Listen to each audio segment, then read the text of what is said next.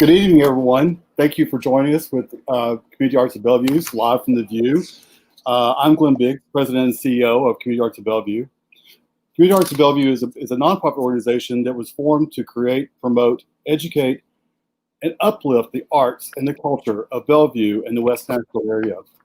Live from the View is a series of virtual programs that was created by us in response to the current pandemic. We saw this as a moment in all of our lives as a true opportunity and need to continue to bring the community together, and nothing does that better than the arts. You can get more information about Community Arts of Bellevue on our website, caofb.org. I'll be happy to put that into our chat session later. So, without further ado, tonight's a very exciting evening for all of us. There's a great number of perks of living in Bellevue. First, the Warner Parks, the Natchez Trace, the Loveless, and of course, the beautiful and amazing Cheekwood Estates and Gardens. This year, Cheekwood is partnering with Community Arts Bellevue to do a three-part series about Cheekwood and all the wonderful things that are happening there, even in these incredibly crazy times. So please also come back next Wednesday as we'll take a look at Cheekwood's investment in sculpture with the curator of sculpture, Miss Marion Sullivan, I'm sorry. And then the next Wednesday, September 2nd, we'll be doing an interview and an overview of the exciting Cheekwood's new and amazing garden initiatives and enhancement projects with the Vice President of Gardens and Facilities, Mr. Peter Grimaldi. So let's get started. This evening, I'd like to introduce you to Ms. Jane MacLeod. Jane is the CEO and President of Cheekwood Estate and Gardens. Jane brings more than 30 years of marketing, museum, and public garden experience to her role as President and CEO.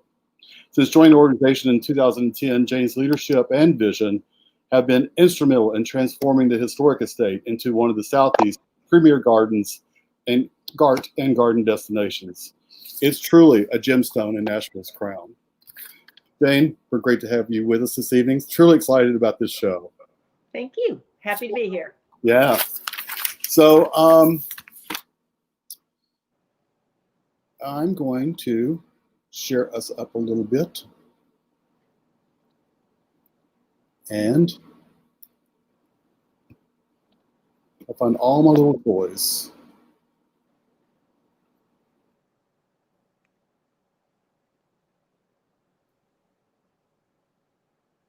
Nope, give me just 1 second.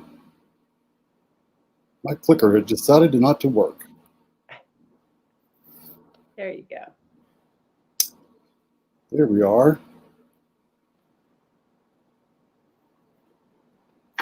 So Jane, you are doing a lot of great things with Cheekwood right now, and I think it's very exciting. I know that you've got the 60th anniversary going on, and if you want to, mind giving us a brief overview of Cheekwood and your history and where we're coming into now. Super. Well, we'll just start with, where did Cheekwood, how did it come to be? And we'll start by saying it was the home of Leslie and Mabel Wood Cheek, hence Cheekwood, their last names creating the estate name. And Leslie had amassed their fortune as a partner in C.T. Cheek & Sons, working alongside his brother and his father to run a wholesale grocery business. But he was also the wise investor in Maxwell House Coffee, which was owned and operated by his cousin Joel Cheek. So if you go to the next slide, you will see that there was a sale that occurred in the 1920s. One more slide, where Cheekwood was actually sold for, not Cheekwood, Maxwell House Coffee was actually sold in the 1920s for $45 million. And Leslie's take of that was what led to his family deciding, hey, you know what? It is time to build that dream home. And they selected a site that bordered Percy Warner Park, specifically because they knew that in locating their estate right next to the park, they would forever have the incredible vistas that are still intact today and make Cheekwood what's considered one of the finest American country place era estates in the country today. So if you're not familiar with the American country place era, it was a distinct period of time between 1890 and 1940 when you had business entrepreneurs like the Morgans and the Vanderbilts, amassing great wealth. And they would, go take the grand tour of Europe, and they'd see, think of the Downton Abbey type homes of the day, and they'd come back and they'd want to build their own. And such was the case with the Cheeks. So construction on the home began in 1929 and continued through 1932. And, this was really new wealth. They wanted to build homes that looked like they had been in the family for generations, like the heirs, the aristocracy in Europe. But in fact, they were new. And so the Cheeks took a trip to England while the home was being constructed. It was all constructed from limestone that was quarried on the property. These are some photos you can see of the home during construction and right after following construction. But they went to England and they purchased, mantles and chandeliers and stairwells, many of which were coming from homes that were being raised after World War One. Or you had, these Americans who were cash rich, and the English who were, dealing with estate taxes, for those of you who've watched Downton Abbey, and they were, cash poor and willing to sell art and, artifacts, and using a lot of architectural salvage. They brought all of this back. The Cheeks had actually 4 railroad cars of architectural salvage and fine furniture and artwork, etc., that they then put into the home. So it created this illusion of generations of wealth. When in fact, Cheekwood was actually gifted to the public by the second generation of the family as a fine arts center and botanical garden in 1960. And I think we've got an image of the opening dates. If you go to the next slide, there you see the day that Cheekwood opened. I love this picture with the gloves that the ladies have and the great anticipation of this incredible estate, which was originally 100 acres. And when it was gifted as a 55-acre botanical garden, and the home was converted into an art museum. So the Cheekwood Mansion is 30,000 square feet, and Walter Sharp, who was married to Huldah Cheek, and they were indeed the ones to gift Cheekwood. Walter was the head of the art department at Vanderbilt, so there was a natural reason for why they wanted to convert it to an art museum. But interestingly enough, the home was actually only 30 years old at the time, so nobody ever thought of it as a historic home at that period of time. It was thought of as a botanical garden and a museum of art. Wow, great history. Thank you. So tell us about Cheekwood today. Where are we at now? Well, so today we can say that Cheekwood is listed on the National Register of Historic Sites. And I think that next slide you want to go to, Glenn, and you can see, just the vastness of this. I love this picture, just seeing the vastness of the home, and seeing the landscape around it. So we are listed on the National Register of Historic Places. We are also accredited by the American Alliance of Museums. And, the 30,000 some museums across the country, there's only about 1,000 who are accredited. Now, Cheekwood was accredited in 2002, but in 2016, not just the Cheekwood Museum of Art, but the entire estate was accredited. So it's quite an honor for us, and we're very proud of that. We are also a botanical garden, and we have 3 times been voted a top USA Today botanical garden. And, I think anyone who comes to Cheekwood is certainly amazed and enthralled by our beautiful gardens. We have 12 distinct different gardens. And additionally, what fewer people may know is that we are also a level 4 arboretum. And we are considered the center of excellence from the Tennessee Forestry Council. And so, a walk through Cheekwood, and to really appreciate Cheekwood is, of course, also appreciating our trees. So, we are a historic home. We are still a museum with both a 7,000 piece permanent art collection, but also historic rooms that replicate what it was like when the family lived there in the 1930s. A botanical garden of 55 acres with 12 distinct gardens, and of course a level 4 arboretum. That's a lot. The Mhm. place has done a lot of great things. Right. Um, so let's talk about the last decade. And how has the last decade of life in Nashville shaped Cheekwood? Well, in 2010, many of your viewers may remember, is when Cheekwood first hosted the Chihuly at Cheekwood exhibition. This was also the time that I had the opportunity to take on my role. And it was really a watershed moment for the institution. Up until this time, annual visitation was about 125,000 people. And during the 2010 Chihuly at Cheekwood show, the institution welcomed some 350,000 people. So you had a lot of guests who had never been to Cheekwood before, and you had a lot of people who were revisiting Cheekwood.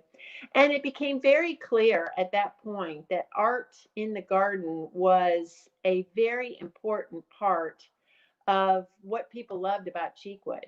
And at that point, the leadership and the board set upon a new strategic plan, a very bold plan. And we surveyed the community and we found there were three key wishes or opinions of Cheekwood in the community. And number one was that the number one reason people were visiting Cheekwood was to see the gardens. They really, really wanted to see the gardens, which is very evident today. And second, with respect to art, they really love seeing art in the garden. And third, we heard, for the first time that particularly first time visitors to Cheekwood were really disappointed when they went in the Cheek Mansion and the rooms were, in the bottom levels for the most part empty. There were some, cases with decorative arts, but more or less that the rooms were empty and people wanted to know, well, what was it like to live in a house like that?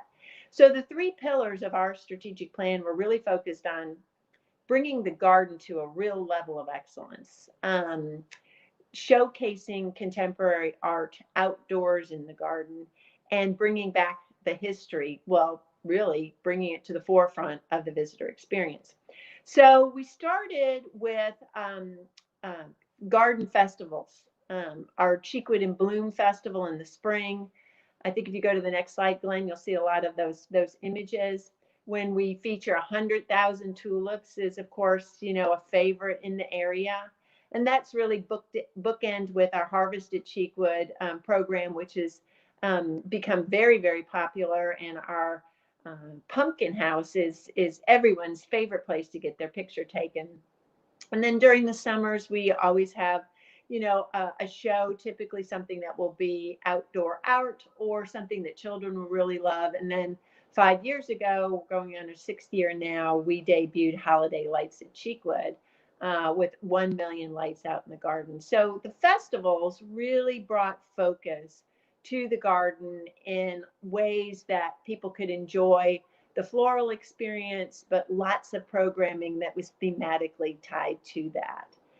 And, as part of that, we also really focused on outdoor contemporary sculptures. One of my favorites was this Jame Plenza exhibition that was held in, I think it was 2014. And we had these incredible sculptures all through the property. These two sculptures were actually in the pond for those people who might have been out there. And, you see the sculptures like Chihuly today, and they look so beautiful, but there's such a story behind the installation of the works. So, for instance, when putting these sculptures in the pond and also the Chihuly work that's in the pond when you visit today, we literally had to drain the pond. And then we built scaffolding and bases for these sculptures to sit on, and then, took the scaffolding down and filled the ponds back up. So, world-class exhibitions, both outdoors and indoors in the museum. Our Dressing Downton exhibition a few years ago was especially appreciated by so many people who love history and also, of course, love the show. And then, a recent undertaking, ironically, the new thing at Cheekwood is our history. In 2017, we reopened the mansion after several years of work, but actually having it closed for 6 months to replicate exactly what the house looked like in 1934. And the reason I say 1934 is there was a Country Life magazine article that was done that year on Cheekwood. And there were a number of black and white photographs of the interior of the home. And so we set about copying those photographs. Now, I mentioned they were black and white. The way we determined the colors was that the family, the descendants, had kept all the purchase receipts. So we could read the receipts, and there was also a inventory record that would tell us, if the curtains were red and, the drapes in the dining room were blue, so that we could go about doing that. We actually had about 40% of the original furnishings. The home, the Mabel and Leslie Cheek, who built the home, had two children, Huldah and Leslie Jr. Huldah inherited the home and gifted the home, but her brother Leslie Jr. had inherited a lot of the furniture. And when he passed away, I believe it was around 2000, he sent, his will dictated that a good majority of the furniture be gifted back to Cheekwood. Well, at the time, Cheekwood had no thoughts of becoming a historic home, and so they put all the furniture in storage. Fortunately, they did not sell it. So when we began the process of restoring the rooms, we had 40% of the furniture, and what we did with the remaining 60% that we needed to find was we basically went shopping, and whether it was on the antique market or possibly even on eBay, to find that piece of furniture that looked like what was there, and we put it in the exact same place. So when you come in the home today, it is an exact replication of what the home looked like, at least when they took the pictures for that article. The only thing that's not true to form is the carpeting on the stairwell. When you come in, you will notice is red, but it was originally yellow. But we knew with, $250,000 to and above people coming through the house every year, there was no way we could keep a yellow carpeting clean. But, ironically, again, the restoration of the home to show the history is really a very new. And we have found people just, love that. They're still building beautiful homes, but the lifestyle of that time is something everybody really likes to know more about. So when you take a tour of the rooms and have a docent leading you, they'll not only be talking about the furnishing, they'll be telling you the stories of what happened in that room. For instance, Huldah married Walter Sharp on Valentine's Day, 1942, in the drawing room. And lots of fun stories to be had when you experience the historic side of Cheekwood. I'm sure there's all kinds of great stories to be told about Cheekwood, and especially the families that lived there throughout all the years, Right. And the great stuff there. I think that the putting back together the mansion has been done in such a tasteful way. It's absolutely stunning and beautiful, and it makes you feel like, yeah, I could probably live here, or maybe I'd like to live here, but it's beautiful. Exactly. We're also right now in the midst of doing a lot of research on the staff who worked at Cheekwood. When they converted the home to a museum, unfortunately, they took out all the back of the house. And when they did the article, they took pictures of the front of the house, but they didn't take pictures of the kitchen or the bedrooms or some of those spaces. So we have pictures of the family's bedrooms. We do not have pictures of the staff bedrooms or the kitchen or some of those back of the house spaces. But we are doing research on the people who work there, and we have an interpretive display up in what was the staff hallway, talking about the people that we know that work there and sharing what information we've been able to glean. Like, we do know that the chief gardener who lived in the gate lodge that you approach when you come through the gates to your right, that was where he lived. Malcolm Jackson was his name, and his great-grandchildren, I believe it was his great-grandchildren, when they knew that we were restoring the house, they came to visit and brought a basically like a 12-page, diary entry or journal or something, but it talked about Malcolm's day at Cheekwood. And we know from that document that he would, head out of the gate lodge in the morning and pick some flowers, or maybe even just a single flower. And then he would meet Mabel up in the mansion in the morning room and put it on her breakfast, table was always the flower. And they would talk about what chores needed to be done that day. But that's the kind of, behind the scenes information and stories people, like to know. So we're trying to find as much as we can, and it's ever evolving. There's always something new that we're discovering. And the more people that become aware of this project, the more we learn. So maybe some of your viewers have some information they want to share with us. We'd be happy to Absolutely. hear it. Yeah, you never know. How many people worked at Cheekwood while the family was living there? I don't know the exact number, but I do know that the gardening staff may have been, like even more gardeners than we have on staff today. It Oh my gosh! Wow, was a large garden outdoor staff. I know that. that's amazing. So we do have one question here, which is: so has there been any ghost or haunting experiences reported in the mansion? Thank, No, there thanks, has Will. We not been any appreciate that one. ghosts or haunting experiences, and I'm often there quite late. Sometimes, just me in a garden, a mansion, and I can tell I've never seen anything mysterious or spooky. Well, darn it! Thought something good was going to come out of that. Thanks for Will for that question. So Jane, I know we're also into an interesting era ourselves at the moment with the pandemic and everything else that's going on. Everything else. So tell us what's new at Cheekwood and how are you celebrating this really incredible occasion being your 60th birthday? Yes, well, as you can imagine, things are unfolding a little bit differently than we had planned. We began the process of working to bring Chihuly back to Cheekwood 3 years ago. We were starting to plan our 60th anniversary, which was also coincidentally the 10th anniversary of having Chihuly at Cheekwood. And we thought, wow, wouldn't it be great to bring it back?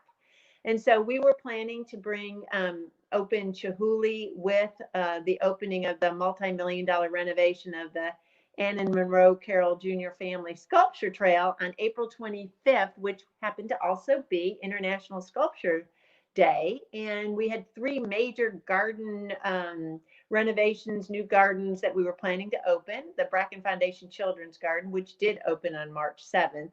But just a week later, on March 13th, we closed the mansion and museum. And then on March 17th, the entire garden. So at that point, all of our tulips were just coming into bloom. And it was, really quite sad that we had over 100,000 tulips, not to mention the daffodils and hyacinths and other, beautiful flowering plants of the season in full bloom, but we could not share that with guests. However, we did do a virtual campaign that revolved around the words of Lady Bird Johnson that, where flowers bloom, so does hope.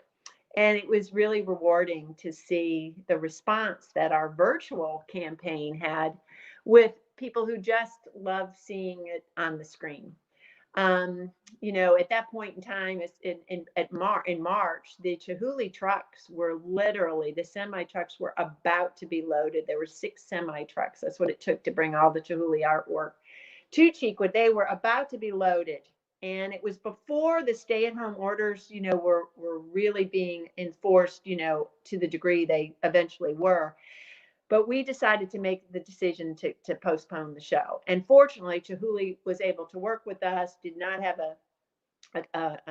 another commitment that would preclude them pushing the show back and extending it out into January. So rather than opening in April and closing in November, we decided to postpone the show till July and carry it through Holiday Lights.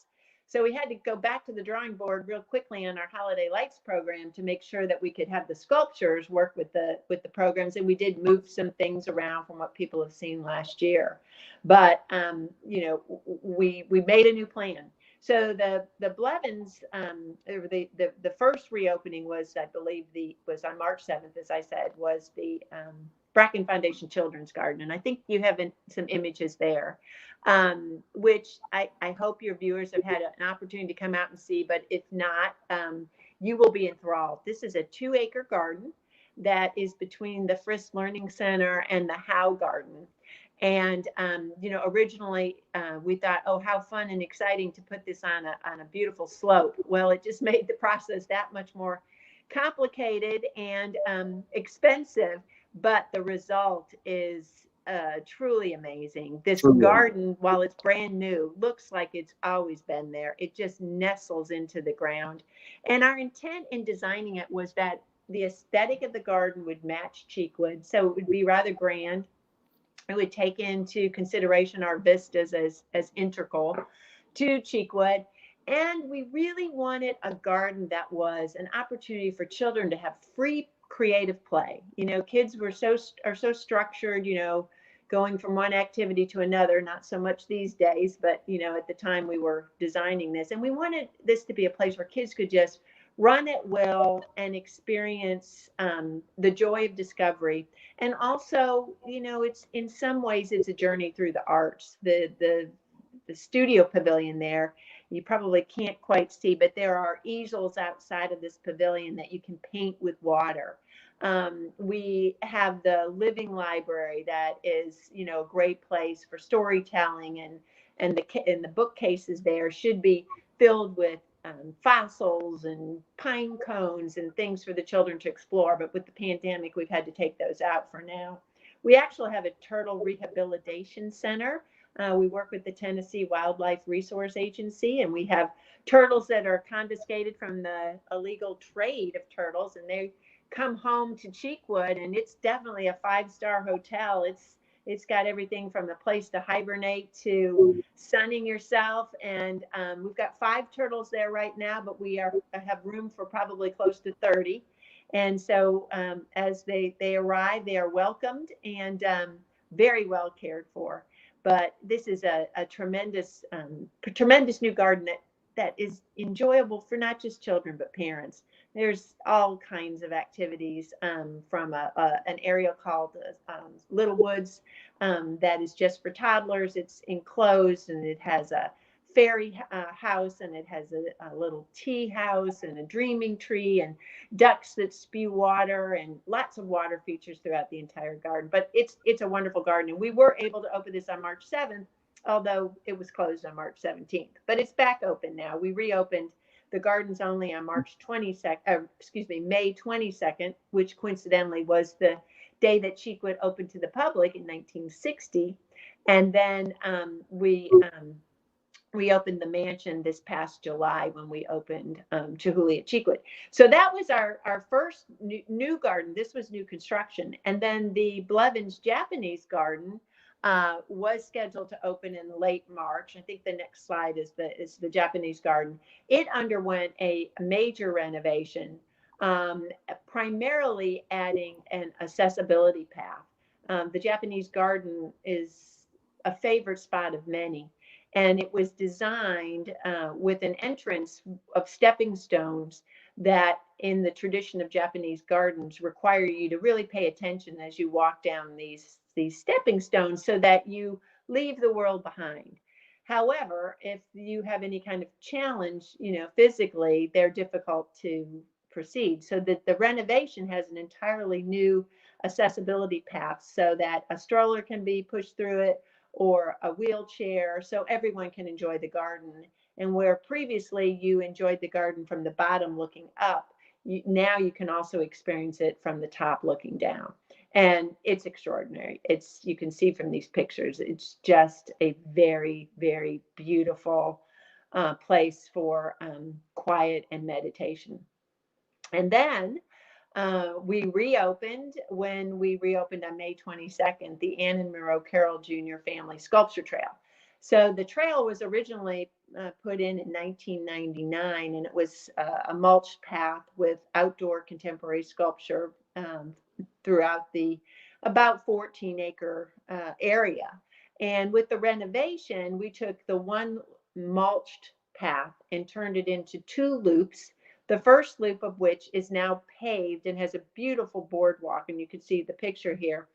Once again, completely accessible. So strollers, wheelchairs can go through this area. It is also lit, so you can walk out there at night. And if you've come during the day but not at night, you have to come back and experience it at night. The lighting is absolutely extraordinary, and it is an awe-inspiring experience. It's a completely different experience at night versus the day. and it's just been so well received by the public. I can tell you that, our part of our mission is to nurture the spirit, and Cheekwood is so able to do that at a time when that is exactly what the community needs. It needs a place to renew and to heal and to really, have their spirits renewed. And, all of Cheekwood offers that opportunity, but the sculpture trail is especially enchanting, and I highly, highly recommend it. We've So, we've done the children's gardens and enjoyed those immensely. All the new garden areas over there. Have not done the trail yet, the new sculpture trail. I have done the old sculpture trail. I have not done the new one. So I really can't wait to get in there to see all of the new pieces, parts to this, especially the lighting at night. You will be amazed. And all of the sculptures have been conserved as well. So they all look great. Wonderful. Awesome. And then, what's happening right now is Chihuly at Cheekwood. We opened July 18th. And as I mentioned, we will be going through, January 10th. There are 15 major installations, 13 of which are outside. You can flip through some of these slides, Glenn. Two of the major works are indoors. One is in the loggia of the mansion, and one is in the First Learning Center, and the other 13 are outside. And inside the mansion, there are 45 works that are smaller, and they are in the top floor galleries. We also have a Chihuly retail shop upstairs in the galleries, and you can actually purchase some Chihuly works there, as well as, these delightful Chihuly mugs and puzzles. I know puzzles are really big right now. And of course, Chihuly nights. When we hosted Chihuly at Cheekwood in 2010, I think we were only open a couple of nights.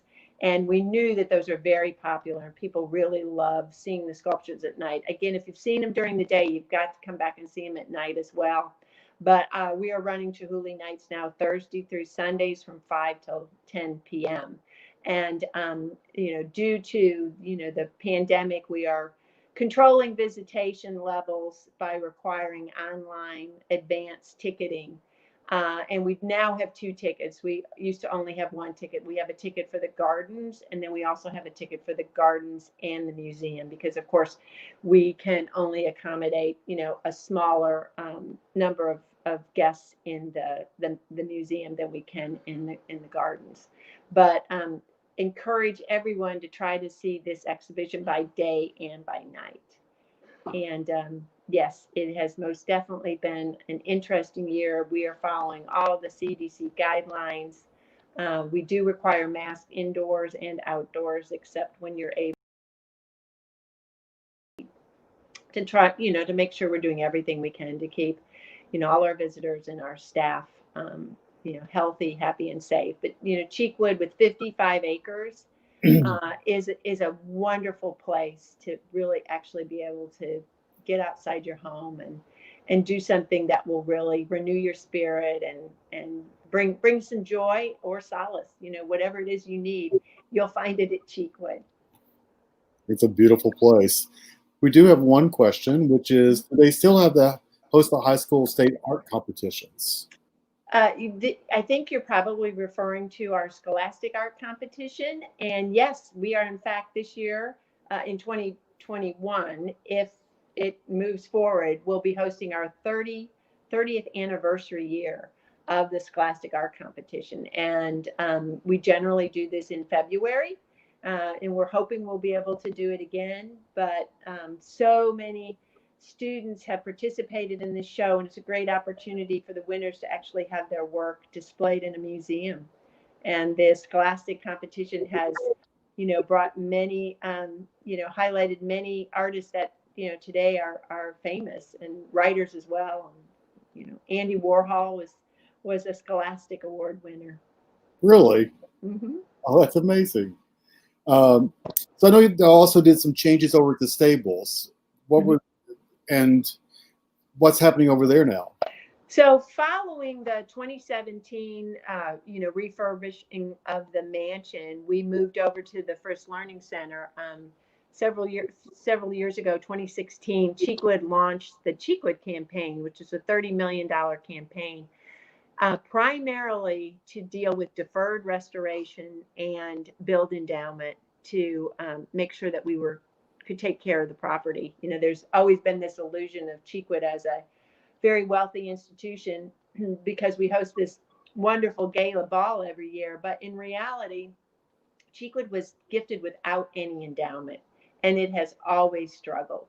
And, you know, in recent years, you know, prior to, 2010, the institution really, because of financial, issues, was not able to, maintain the property as well as, we would want. So we started this campaign primarily to deal with a lot of deferred restoration and, again, also to build endowment. So as part of that, once we finished the, refurnishing of the mansion, we did a $4 million renovation of the Frisk Learning Center, which included historic reinterpretation of the original horse stalls, and the garage was actually turned into what is now Cafe 29. But yes, the tack room has been restored, and the stalls. It was interesting because the stalls had been covered over with drywall and had been at one point in time used as for display of artistic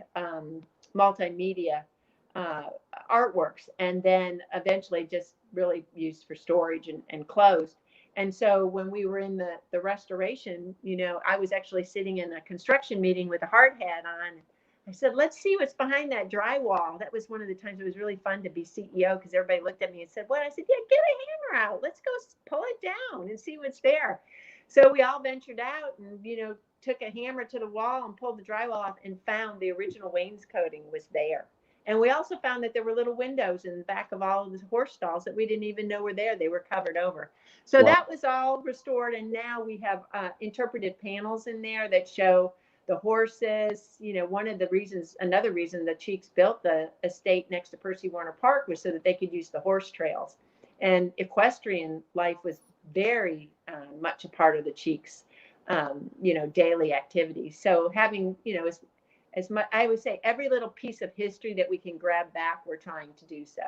So one of those horse stalls, unfortunately, has HVAC equipment in it, but the other ones have been restored so that people can see, what they look like, and also photographs of the horses. Hulda in particularly was quite an equestrian, and they loved horses. The statues of dogs that you find in the living library in the Bracken Foundation Children's Garden are statues of the family's dogs too. So excellent. So anyone, if you have any questions, feel free to type them in. We'll be happy to answer anything. But Jane, I know that you have given us quite a rundown of Cheekwood and what all is going down. I appreciate that so much. Absolutely. I learned a lot this evening. I got to see a lot. As a member of Cheekwood, I appreciate it's like, I've always just loved living so close to it. So all of Bellevue, if you haven't seen Chihuly yet, please go see Chihuly. It's life-changing. Plinsa was also one of those that I could stay in the gardens forever, and I did for hours just looking at that artwork. It was that the grounds just hold art like nothing else. Really. Yes, and I think I always like to say that Cheekwood's landscape is like a canvas for art. And, the Chihuly exhibition is extraordinary at Cheekwood because of our landscape, with the undulating, topography and the nooks and crannies and the waterworks. You go around every corner and there's another beautiful, sculpture. So it's a discovery as well. And I encourage anyone who's going out, we previously would have, maps and materials that we hand out. But if you go on our website, you can download a map to kind of take a look at it before you get there so you don't miss anything. Yes, I also encourage that as well. Okay. A lot of new additions, and you have to know how to access them now. So yeah, changes. They're wonderful. Okay. Great. Thank you. We appreciate you being here with us this evening. I know you're busy. You got a lot of great things going on, and Community Arts of Bellevue certainly appreciate your time. Well. And Caroline's as well, and helping us get this all put together. Great. Again, I want to remind everyone that next Wednesday evening on the 26th, we'll be talking with Marianne Sullivan, who is with she's the sculpture curator for Cheekwood. And then the next Wednesday, we'll be doing an in-depth look at the gardens around Cheekwood with Peter Grimaldi, who's the vice president of gardens. So we're really looking forward to this being just the beginning of many series that we're going to do with Cheekwood. I think Kathleen has already put in her wish list for a Christmas show. So That's good. we can start working on that like now. So it's wonderful. Very exciting. Thank you all for joining us this evening. Jane, thank you. I hope you all have a great evening, and we'll see you soon. All right. Super. Thank you very much. Thank you. Have a good night. Good night.